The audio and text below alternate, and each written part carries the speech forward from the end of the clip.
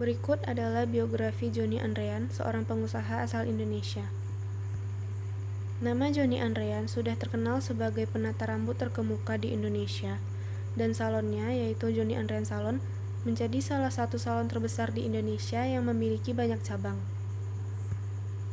Joni Andrean merupakan anak rantau dari Pulau Kalimantan. Ia lahir di Singkawang, Kalimantan Barat, sekitar setengah abad yang lalu. Ia merupakan anak seorang pedagang hasil bumi dan juga pengelola salon. Keterampilan yang menata rambut ia dapat dari ibunya. Pada akhir tahun 70-an, Joni Andrean merantau ke Jakarta, kemudian mendirikan sebuah salon kecil yang terletak di Jakarta Utara.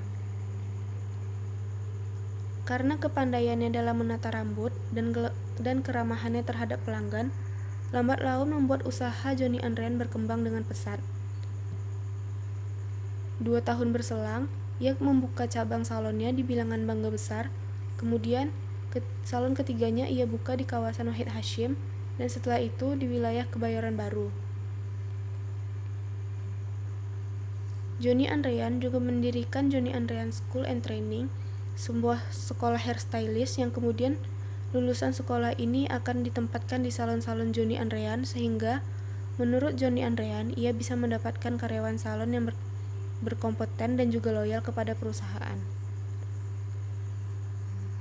Untuk memperdalam pengetahuannya mengenai gaya rambut, ia kemudian pergi belajar ke Eropa seperti ke Vidal Sassoon Academy London, Alexander de Paris, Toni and Guy Academy London, hingga Trevor Sorbie Academy London. Namun, bisa dikatakan bahwa usaha Joni Andrean tidak selalu mulus. Pada tahun 1998, ia sempat ditimpa musibah ketika kerusuhan terjadi pada tahun 1998. Kala itu, 19 salonnya menjadi korban penjarahan pasca lengsernya Presiden Soeharto. Dari kejadian itu, ia kemudian mencoba bangkit dengan menata kembali bisnis salonnya, hingga lambat laun usahanya kembali bangkit. Jaringan salon Joni Andrean terus tumbuh hingga sampai saat ini ia berjumlah lebih dari ratusan jaringan bisnis salon Joni Andrean. Setelah sukses dengan jaringan bisnis, salon, dan sekolah hairstylistnya, Joni Andrean mencoba mengembangkan kemampuan bisnisnya di bidang food and beverage. Pada tahun 2003, Joni Andrean meyakinkan jaringan roti terkenal asal Singapura, yaitu BreadTalk, dan kemudian membeli hak waralaba toko tersebut di Indonesia. Konsep penjualan BreadTalk oleh Joni di Indonesia sangat cerdas. Ia mendesain BreadTalk di mall terbuka dan konsumen melihat langsung pembuatan roti, sehingga menarik perhatian konsumen untuk membeli dan berkunjung. Hasilnya, bisnis BreadTalk yang dirintis Joni sangat laris manis, hingga pada tahun 2007 ia berhasil membuka 35 BreadTalk di Indonesia.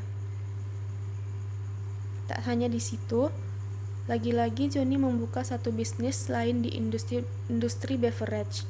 Kali ini yang dipilihnya adalah donat.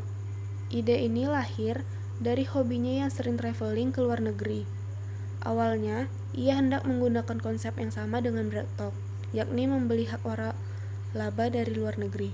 Namun, hal ini urung dilakukannya karena ia merasa donat luar negeri kurang memenuhi standarnya. Maka pada tahun 2005, ia mengibarkan Jeko Donuts and Coffee. Ia rela melakukan survei dan riset ke berbagai negara karena ia tahu bahwa salah satu obsesinya adalah menjadi pemain global. Setelah mengadopsi gerai terbuka seperti halnya BreadTalk, Jeko berhasil menarik sambutan yang luar biasa dari pasar. Awalnya, banyak yang menyangka bahwa gerai donat ini merupakan waralaba asing, sebab saat itu konsep open kitchen belum umum di Indonesia. Namun, Jeko adalah produk asli Indonesia, yang mana hingga kini ada lebih dari 40 gerai Jeko yang tersebar di Indonesia dan telah menambah ke negara-negara seperti Malaysia dan Singapura.